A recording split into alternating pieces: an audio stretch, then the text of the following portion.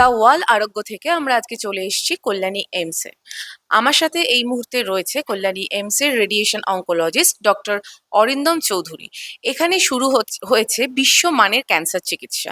আমি ওনার কাছ থেকে জেনে নেবো ঠিক কোন কোন বিষয়ে চিকিৎসা এখানে হচ্ছে, যার জন্য মানুষকে আর রাজ্যের বাইরে যাওয়ার প্রয়োজন পড়বে না। তো প্রথমেই জানতে চাইবো যে ক্যান্সার চিকিৎসার এখানে কি কি ক্ষেত্রে খুব ইউনিক চিকিৎসা হচ্ছে এখানে।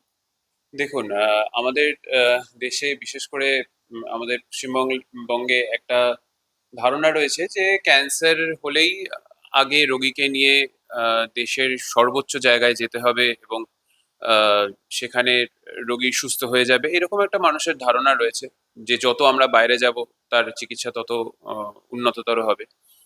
কিন্তু আম, আমাদের কল্যাণী এইমসে এই যে আপনারা যে মেশিনটা দেখছেন, ইলেকট্রা মেশিন, ইলেকট্রা আমাদের রেডিয়েশন মেশিন, ইবিআরটি মেশিন, এটা ভীষণই উন্নততর মেশিন এবং এখানে সমস্ত ধরনের ক্যান্সারের চিকিৎসা সম্ভব এবং হচ্ছেও।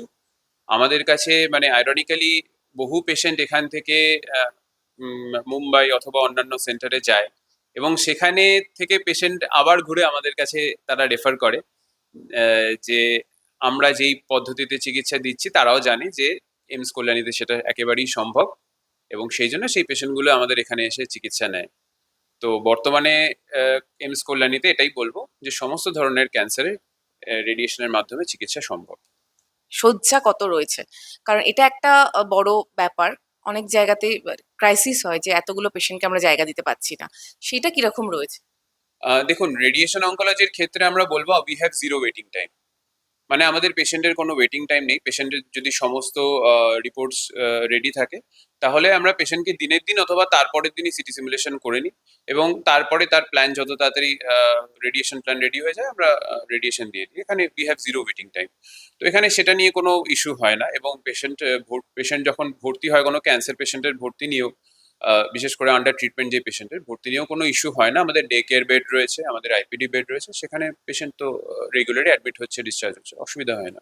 বিশ্বমানের ক্যান্সার চিকিৎসা বলতে এখানে কোন কোন সিস্টেমস গুলো রয়েছে? শুধু কি উন্নত মেশিন, নাকি খরচটাও সাধারণ মানুষের আয়ত্তের মধ্যে?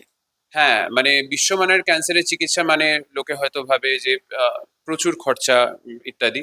কিন্তু আমাদের এখানে রেডিয়েশন অঙ্কোলজি বিভাগে স্বাস্থ্যসাথীর মাধ্যমে পেশেন্টের চিকিৎসা হয়। সেক্ষেত্রে আপনারা জানেন যে সম্পূর্ণ বিনামূল্যে পেশেন্টের চিকিৎসা হয়। তাছাড়া যাদের স্বাস্থ্যসাথী কার্ড থাকে না, যারা ধরুন বিপিএল আওতায় পড়ে, নিম্নবর্তী আওতার মধ্যে পড়ে, যাদের 2,000 টাকার নিচে মান্থলি ইনকাম, তাদের ক্ষেত্রেও সম্পূর্ণ ফ্রি, বিনামূল্যে সেই সিস্টেম পদ্ধতিও এখানে রয়েছে। এবং যারা ক্যাশ পেশেন্টও, তাদের ক্ষেত্রেও ভীষণ নগণ্য একটি প্রাইস, মানে সেই যেই মূল্যে এখানে ক্যান্সারের চিকিৎসা হয় ক্যাশ পেশেন্টের, বোধহয় পশ্চিমবঙ্গে কোথাওই সেটা হয় না। মানে ইন ক্যাশ সেই ট্রিটমেন্ট হয় না। আমাদের যেটা সবচেয়ে উন্নততর রেডিয়েশন ভি ম্যাট এখনো পর্যন্ত, সেটার প্রাইস হচ্ছে আমাদের টোটাল প্যাকেজ 10,000। তো সেইটা কোথাওই কোথাওই আমার মনে হয়, আমার যত নলেজ, পশ্চিমবঙ্গের কোথাওই নেই। আর এখানে ক্যান্সার চিকিৎসা করতে আসার জন্য কিভাবে অ্যাপয়েন্টমেন্ট করবে, কিভাবে আসতে পারবে, সেই প্রসেসটা যদি একটু বলেন। হ্যাঁ, অ্যাপয়েন্টমেন্ট খুবই সোজা। যেরকম ভাবে রিসেপশনে মানে ওয়াক ইন পেশেন্ট আসবে, সকালবেলা নাম লেখাবে, সোজা আমাদের ডিপার্টমেন্টে চলে আসবে, রেজিস্টার হয়ে যাবে।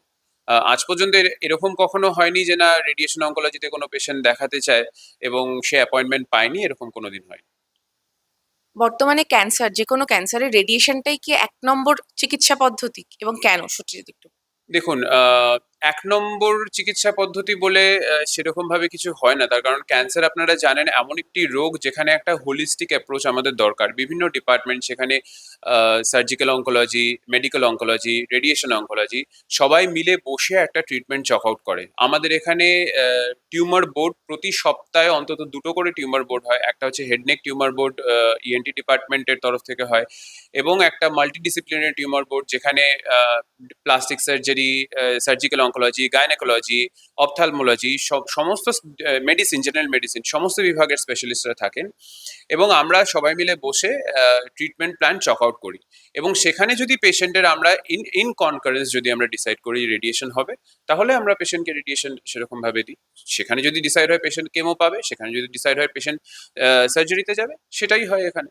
কল্যাণীর মতন একটা জায়গায় এইমস এবং সেখানে ক্যান্সারের এত ভালো ট্রিটমেন্ট হচ্ছে, তাহলে কি বলা যায় যে বিভিন্ন পার্শ্ববর্তী জেলাগুলো থেকে যে ক্যান্সার ট্রিটমেন্টের জন্য পেশেন্ট এখানে আসবে এবং এটা কি একটা ক্যান্সার হাব হয়ে উঠবে আর কয়েকদিনের মধ্যে? ক্যান্সার হাব যদি বলতে চান, এখানে ক্যান্সার হাব হওয়ার মতন সমস্ত স্পেশালিটি অ্যাভেলেবেল রয়েছে। Surgical oncology, medical oncology, head neck surgery, everything is available year, radiation oncology, medical oncology. In future আমরা চেষ্টা করছি আরো সফিস্টিকেটেড মেশিনস এখানে নিয়ে আসার, যেটা বোধহয় ইস্টার্ন ইন্ডিয়াতে এখনো পর্যন্ত কোনো সেন্টারে আসেনি। সেরকম মেশিনস নিয়ে আসার এখানে প্ল্যান রয়েছে। তো হোপফুলি ইন ফিউচার আমরা এই এই যে আমরা এখনো পর্যন্ত নেসেন্ট ফেজে রয়েছি, এটাকে আরো ডেভেলপ করতে পারবো এবং will be one of a kind of a centre in eastern India.